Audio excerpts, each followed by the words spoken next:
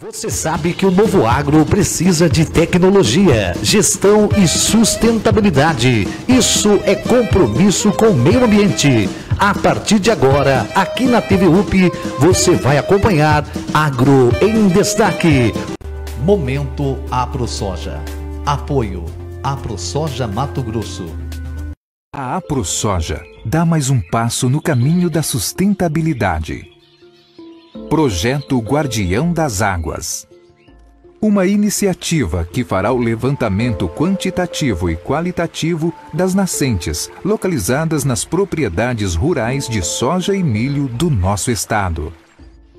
As nascentes serão identificadas e classificadas de acordo com seu grau de conservação. E, ao final, teremos um mapa descritivo da situação de cada nascente.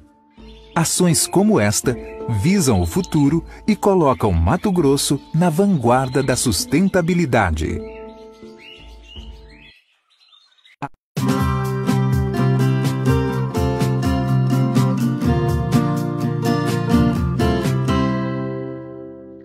Olá, você que acompanha o site Notícias Agrícolas, estamos de volta com as nossas entrevistas especiais e internacionais. Dessa vez eu estou com Ivan Causo, diretamente da Alemanha. Seja bem-vindo, Ivan, ao site Notícias Agrícolas. Obrigado, Erickson. Prazer estar participando. Ivan, conta um pouquinho para a gente sobre você, sobre o seu trabalho que você faz aí na Alemanha. Tá. Bom, eu trabalho há mais de 10 anos em Business Development, que é o desenvolvimento de negócios. Meu escritório fica na cidade de Gotham, na Alemanha, mas eu, na verdade, mudei para cá recentemente, né? Tem um ano. Antes disso, minha base principal era em Moscou, na Rússia. E eu trabalho ajudando empresas na expansão para novos mercados, né? E isso envolve desde a pesquisa de mercado, né, e a viabilidade, até montar um time de profissionais necessários no mercado local para atingir os objetivos da empresa. Bom, primeiramente, só para a gente deixar claro aqui para quem vai nos assistir, falar em expansão de mercado num momento como esse pode parecer um tanto quanto estranho, mas grandes empresas, grandes países não estão olhando apenas para o momento atual, como também para o futuro. Então, eu gostaria de saber, na sua opinião, o que a gente precisa colocar na balança quando se fala em expansão comercial nesse momento. É o momento atual de países com fronteiras fechadas, dificuldade, né, em se comercializar produtos e negócios, ou realmente já é pensar para frente em que em algum momento vai haver uma reabertura aí de mercado? Essa pandemia eventualmente vai passar, né? E os mercados vão voltar a crescer, vão apresentar oportunidades também para novas empresas procurando expandir. Lógico, isso não acontece da noite para o dia, mas passando essa crise econômica, as coisas com certeza vão melhorar. Lógico, o que pode acontecer é que depois dessa crise o mercado mude um pouco. Então, o mercado consumidor pode estar dando mais prioridade a indústrias essenciais do que a coisas mais supérfluas, né? Então, você tem indústrias que vão ter que mudar e se adaptar, né?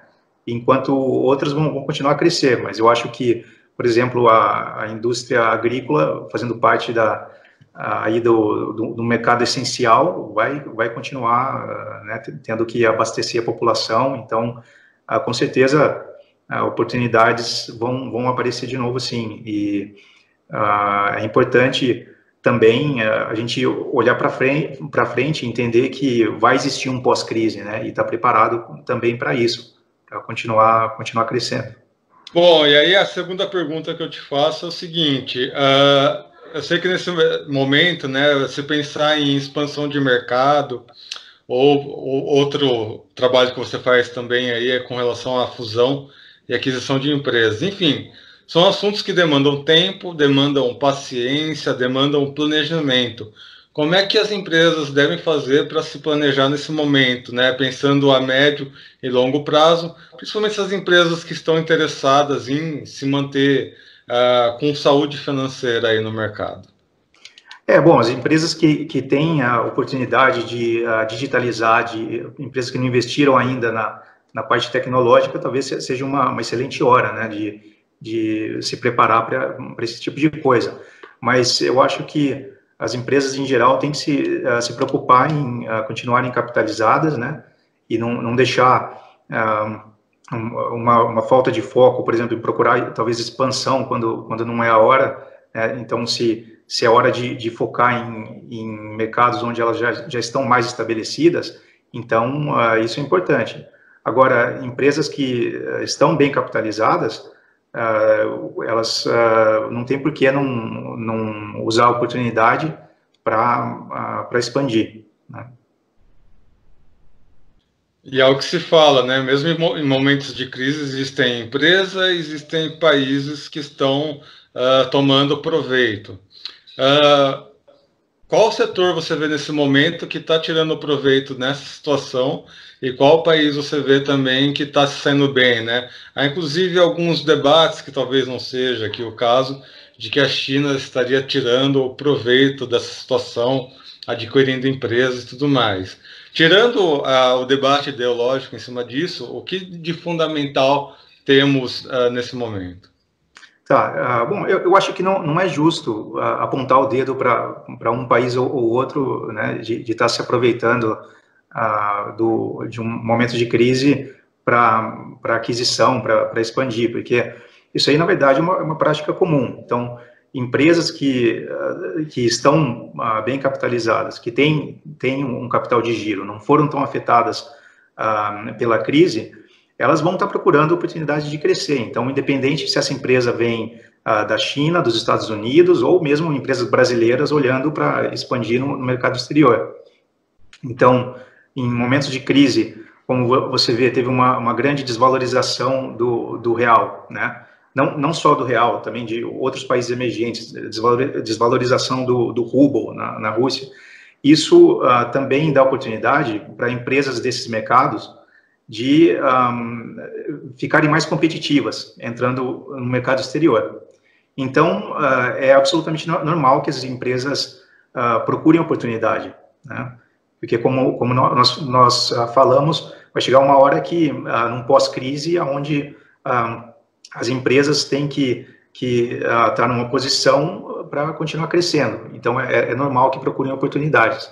E um detalhe que foi muito debatido nesses tempos é que, apesar da globalização, houve uma certa dependência extrema por causa da China.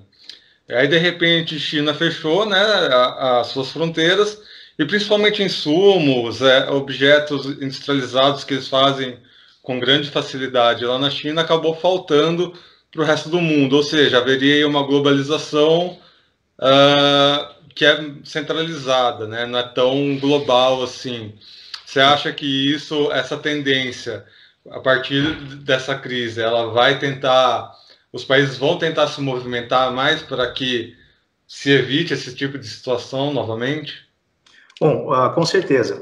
Isso aí, na verdade, teve uma situação, por exemplo, na Rússia, quando você teve os Estados Unidos e a Europa impondo sanções e deixando de mandar produtos que para eles eram essenciais, que eles contavam com a importação, e de repente, durante as sanções, esses produtos não estavam mais disponíveis no mercado local. Então, o que acontece nesse tipo de situação é a economia local tenta começar a produzir essas coisas, para não ficar tão dependente assim de outros países, para não ficar vulnerável, né? Então, as economias procuram dar prioridade também à produção local, e isso daí não é uma coisa ruim para ninguém, né? Eu acho que é bom, faz parte do estímulo econômico e das mudanças que nós podemos ver aí num pós-crise, né? São os países tentarem se proteger desse tipo de situação no futuro. E voltando aí para a área onde você tem experiência, essa visão de tentar suprir as falhas nesse momento de crise vai ser exatamente o ponto onde vão estar surgindo as oportunidades, imagino.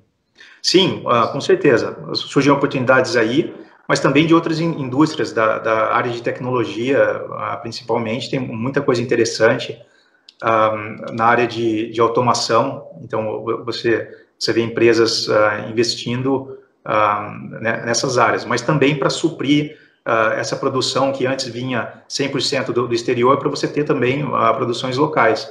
E é onde as empresas vão acabar tendo que se adaptar.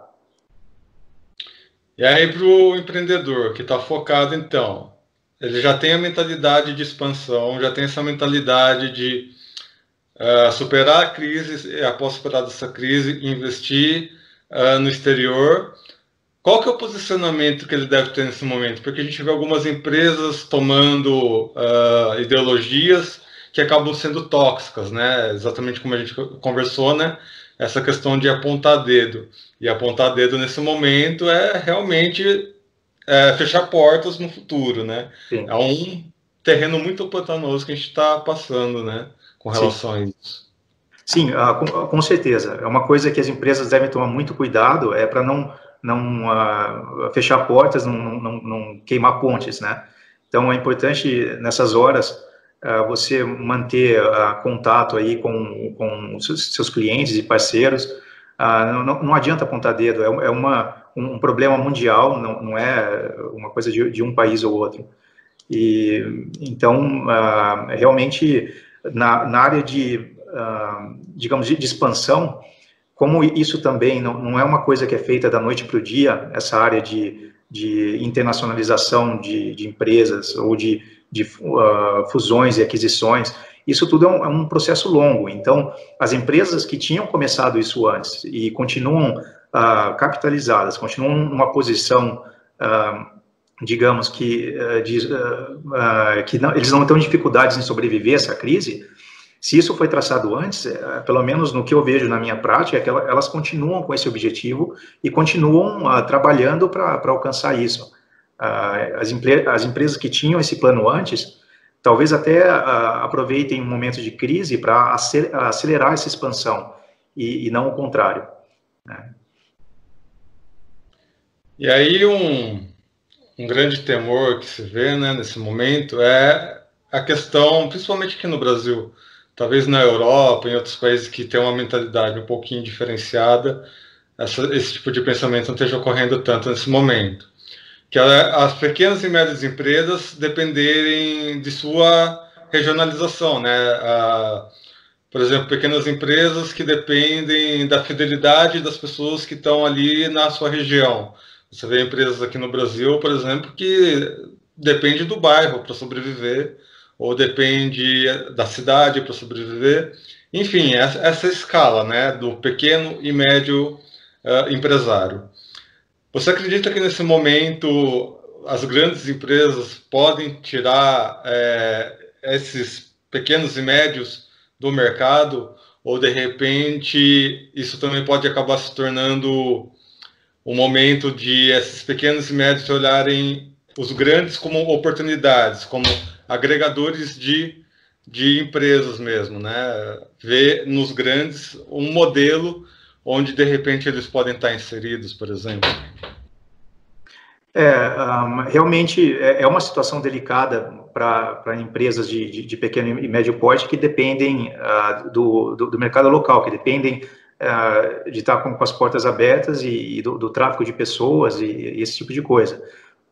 Agora, vai depender também da indústria, como nós falamos, que mesmo num pós-crise vai existir um processo de adaptação, porque depois de toda essa experiência de ter vivido por essa crise, essa geração de consumidores aí muda também um pouco o comportamento. Então, você tem empresas do ramo de turismo, entretenimento, esse tipo de coisa, que vão acabar tendo que se adaptar muito mais do que outras indústrias, né? Então, mas eu acho que as pequenas empresas devem sim, né, procurar como usar o exemplo das empresas maiores e não desanimar, porque essa crise vai passar e algumas vão ter que se adaptar, mas as coisas vão voltar ao normal eventualmente, né? Então a gente vai ter esse pós-crise e vai ter ainda oportunidade de crescimento. Você falou do turismo como um exemplo que você deu, e eu já vou começar a puxar um pouquinho aqui para o setor de agronegócio e alimentos, que uma das saídas foi realmente utilizar plataformas, por exemplo, plataformas de delivery, para você ver a cadeia continuar funcionando. Plataformas de logística para também os caminhoneiros não terem tanta dificuldade no seu trajeto. Turismo, já existiam as plataformas, né, de aluguel antes, ou seja, as soluções realmente vão estar aí em âmbito digital, né? Vai ser realmente um divisor de águas aí.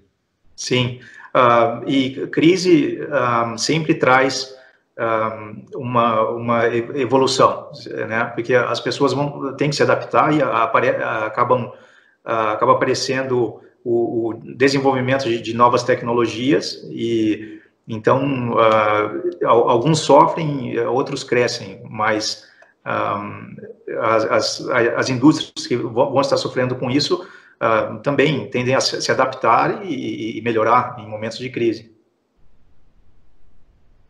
Agora a gente vai chegar no ponto que talvez eu te pegue um pouquinho no laço, mas vamos lá. E todas essas questões que a gente está levantando aqui, né, sobre educação financeira e saúde financeira, é trazer aqui para o nosso agronegócio, a nossa realidade. A gente sabe que no Brasil a realidade do agronegócio é mais de 70% feito por agricultura familiar, que são exatamente aquelas pessoas que se encaixam nas pequenas e médias empresas. Que hoje a gente já vê o agronegócio não como um setor diferente, mas como pequenas e médias empresas. As pequenas e médias propriedades, ao longo do último ano, um ano e meio, né, assim que entrou o novo governo, já se começou a estipular essa visão de que produtores rurais devem se ver como empresários, coisas que eles não estavam tão acostumados até então. O que você pode trazer para esses produtores rurais? Que tipo de mentalidade eles devem ter nesse momento para realmente se verem como pequenos e médios empresários com ambições diferentes, inclusive até chegar aí em outros países? Certo. Eu acho que, independente do setor, mesmo no setor agrícola, pequenos e médios empresários, eles têm que focar agora nessa parte de tecnologia, usar a oportunidade que o Brasil também é forte nisso. Tem muitas startups dessa área tecnológica que podem, a tecnologia que pode ser aplicada para esse pequeno e médio empresário da área de agricultura. Eu acho que também, digamos, das indústrias em geral que vão ter um impacto econômico disso, a indústria agrícola não esteja na lista dos mais afetados, porque é uma indústria essencial, o povo vai continuar tendo que ser abastecido, e isso é uma tendência que vinha crescendo a longo prazo, e mesmo na área de clientes que estão mais focados, digamos, como investidores do que como agricultores mesmo, eles também têm tido um interesse maior nessa área agrícola de produção e investir, né, nesses pequenos e médios empresários. Então, lógico, vai depender também de uma estabilidade econômica do país. Nós tem vários países discutindo como implementar auxílio ao pequeno e médio empresário. Então, você tendo o país um país estável, né, do ponto de vista político e econômico, com certeza vai continuar sendo uma indústria extremamente atrativa.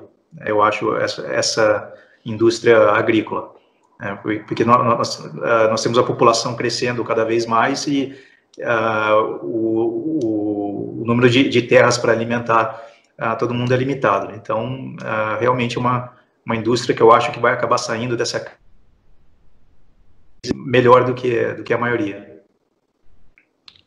E trazendo aí para sua área de atuação, Alemanha e leste europeu, né? A Alemanha tem grandes empresas de agronegócio, empresas de insumo, tudo mais. Sim.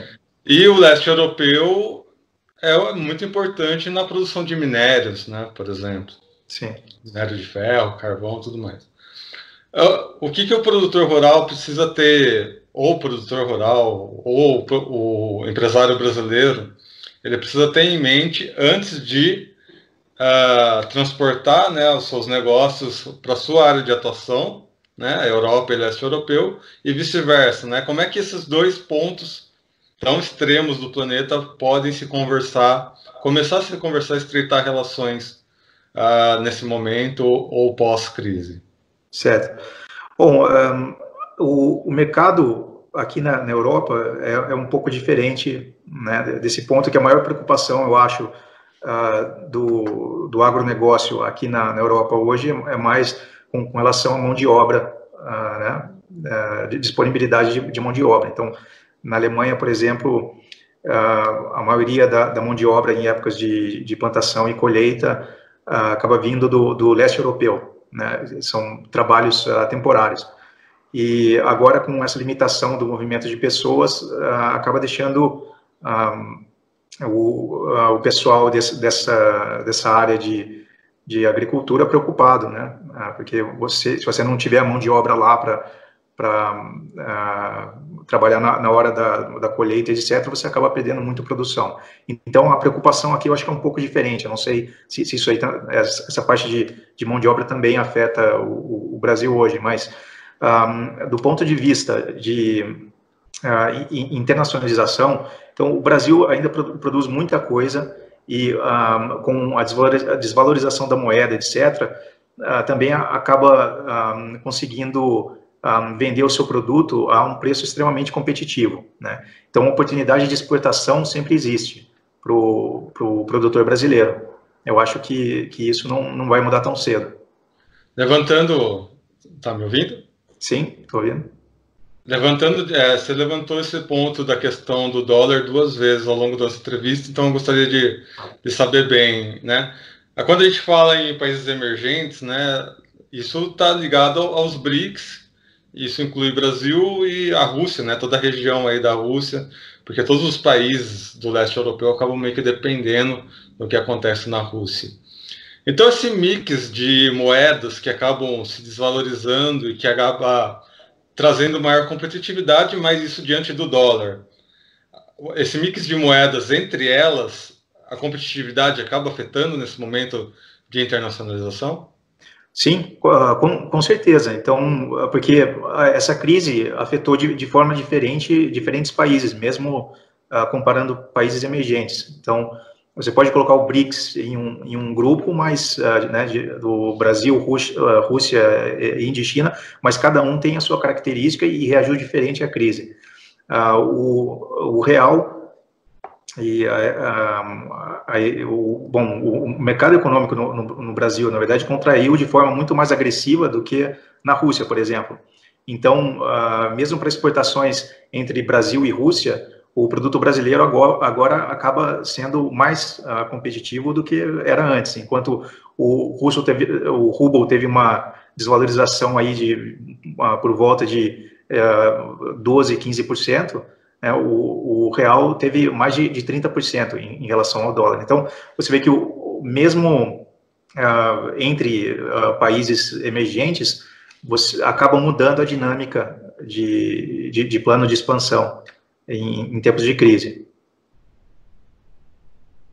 E considerando o bloco europeu, a competição é com o euro, e aí também se mostra mais competitivo diante das variações cambiais, né? Sim, com certeza. O dólar e o euro, eles tendem a ter uma flutuação muito menor do que a moeda né, de países emergentes. Então, teve uma desvalorização, digamos, parecida em relação ao dólar e ao euro e as moedas de países emergentes. Então, nesse momento, uma empresa com um plano bem estabelecido, né, um plano estabelecido a médio, a pequeno, médio e longo prazo, uma empresa que já tem estabelecida uma estratégia de internacionalização, que de preferência já tenha uma visita prévia, né, porque agora visitar outros países está praticamente impossível, né, já tem que ter um pré-contato estabelecido com os países. Você acredita que, diante da competitividade, diante de tudo que a gente conversou nesse momento até agora, pós-crise, uma empresa que esteja nesse perfil tem tudo para voltar à tona até fim de 2021, por exemplo? Sim, eu acredito que sim, porque o plano de expansão, ele é uma coisa a longo prazo, né? Então, não é que uma empresa que não estava olhando para o mercado brasileiro antes, ou vice-versa, uma empresa brasileira que não estava olhando para o mercado de fora antes, que de repente, por causa de uma crise, vá partir de forma agressiva. Porque isso, essa parte de expansão tem que ser feita com calma, bem planejada e com um time de profissionais capazes, né, trabalhando para atingir esse objetivo. Então, as empresas que já tinham esse plano antes e continuam bem capitalizadas, estão numa posição boa, sem dúvida alguma, elas vão acabar saindo com uma vantagem num pós-crise, porque elas já vão estar bem posicionadas no mercado que elas já estavam de olho para entrar antes da crise, né? Então, isso tudo são planos de longo prazo.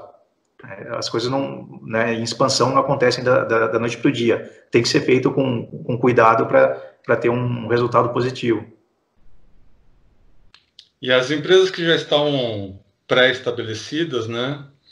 Agora a pergunta, a gente vai para um outro plano, que é o plano da logística, né? Vamos entender como é que está a logística nesse momento aí no leste europeu ou na Europa. A logística está funcionando ou há alguma falha logística aí? Não, eu não senti nenhuma mudança por enquanto. Então, nós continuamos aqui muito bem abastecidos, não mudou absolutamente nada na prateleira dos supermercados com relação ao acesso aos alimentos. Então, o que tinha antes dessa pandemia continua tendo hoje no supermercado. Então, você tem mais um movimento, uma limitação no movimento das pessoas, para evitar ou tentar brecar um pouco essa pandemia. Mas eu acho que uma coisa que a Alemanha mesmo deixou claro desde o começo, que era para os países tomarem cuidado, mesmo dentro do bloco europeu, para não deixar essas fronteiras que acabaram aparecendo, que não tinham antes, né, fronteiras para o movimento de pessoas, para não deixar isso daí afetar o movimento de logística, né? Então, para não afetar o abastecimento. E eu acho que, pelo menos até agora, o resultado foi extremamente positivo, porque nós não sentimos falta aqui de absolutamente nada.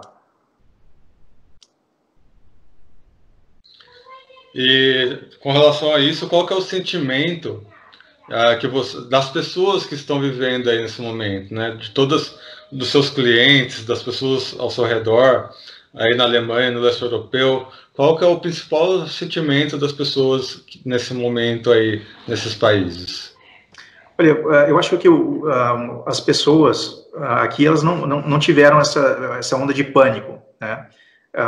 Com certeza, elas estão mais cautelosas, mas estão respeitando o que foi falado, né, as notícias oficiais, os conselhos oficiais que nós recebemos, de manter esse distanciamento social, de tomar cuidado, evitar saídas assim que não sejam necessárias. Mas aqui não foi imposto uma quarentena tão severa como foi mais para o leste, por exemplo, na Rússia. Então, aqui na Alemanha, eles proibiram sair com mais de 2 pessoas na rua, 2 pessoas que não pertencem à mesma casa, né, ao mesmo lar, e, lógico, o tipo de coisa não essencial, jogos de futebol, o tipo de coisa que envolve multidão foi cancelada. Restaurantes também são continuam funcionando, mas só para venda de comida para as pessoas levarem embora, esse tipo de coisa, mas não foi tão extremo como foi implementado em outros países. Eu acho que só o tempo vai dizer qual foi a melhor estratégia, mas por enquanto parece que está funcionando muito bem. Pelo menos os números mostram, né, que a Alemanha tem gerenciado essa crise, eu acho que da melhor maneira possível. E, realmente não tenho do que reclamar de como foi implementado essas medidas aqui na Alemanha, pelo menos. E tentando trazer aqui sempre uma mensagem positiva, né, para esse momento de tensão, eu quero saber a sua opinião com relação ao Brasil, né? A gente sempre espera que o Brasil seja o país do futuro, o Brasil seja um grande expoente no mercado internacional, e no último ano e meio, a gente veio com toda essa ideia de se tornar o país neoliberal, aberto para o mercado internacional. Era um planejamento que estava indo muito bem e, de repente, as coisas tiveram que estacionar por um período. Você vê que os países estão de olho no Brasil, você vê que o planejamento brasileiro em se abrir para o mercado internacional é realmente a melhor maneira de atrair investimentos internacionais para o nosso país? Sim, eu acho que o Brasil continua sendo um país muito interessante do ponto de vista aí de investidores estrangeiros. Eu acho que não tem que desanimar, não tem que ter pânico. É absolutamente normal, é uma coisa que a gente viu já em outras crises, que você tem um fluxo de investimento que sai de países emergentes, digamos assim, que são considerados de maior risco, assim como o capital sai de ativos que são considerados de maior risco e migram para coisas mais conservadoras. Isso aí é um movimento que existe durante crises, mas que tem um fluxo reverso num pós-crise. Então, em pós-crise, você vê países emergentes atraindo capital estrangeiro, investidores estrangeiros buscando maior exposição ao risco, né, tentando alcançar ganhos maiores. Então, você vê esse fluxo reverso. Com certeza, não tem que desanimar. São tempos difíceis, eu acho, para todo mundo, para todos os países, mas eu acho que o Brasil vai emergir num pós-crise, eu acho que de uma maneira muito boa, continuando sendo muito atrativo para investidores estrangeiros, mesmo porque, comparado com outros países emergentes, eu acho que investidores estrangeiros tendem a ver o Brasil como um lugar mais estável, digamos, politicamente mais estável, com um ambiente de investimento mais estável. Então, eu acho que tem tudo para emergir muito bem dessa crise, o Brasil. É uma mensagem realmente poderosa para quem está nos assistindo, porque o dinheiro dos investidores simplesmente não sumiu do nada, é realmente só uma cautela, uma retração, mas o dinheiro global está aí, né? Não queimou, não evaporou, sumiu, não foi para lugar nenhum. É simplesmente uma cautela, uma segurança para depois voltar à expansão comercial. Sim. Com certeza é um movimento normal, é um fluxo normal que você sempre vê em momentos de crise. Muito bem. Obrigado, Ivan Causo, pelas suas informações. Seja sempre bem-vindo ao site Notícias Agrícolas. Um prazer. Obrigado a você. Um abraço. Um abraço. E você que nos acompanha, fique ligados aqui às nossas informações, aos nossos boletins diários de acompanhamento de mercados para as principais commodities, informações também relacionadas aí à economia, tanto no Brasil quanto à economia global, através dessas nossas entrevistas especiais, trazendo visões internacionais para que você, produtor rural, seja o mais bem informado do Brasil, ou o mais bem informado da Alemanha, ou o mais bem informado aonde você estiver. Eu sou Erickson Cunha. Lembre-se também de nos acompanhar em todas as redes sociais, compartilhar essas informações com seus colegas. Informação nesse momento é muito preciosa. Ter informação é saber diferenciar entre perder menos dinheiro ou mais dinheiro. Então, a informação nesse momento é poder realmente. Então, continue acompanhando aqui o site Notícias Agrícolas para que se mantenha sempre bem informado. Eu sou Erickson Cunha para o site Notícias Agrícolas. Até mais. Um abraço.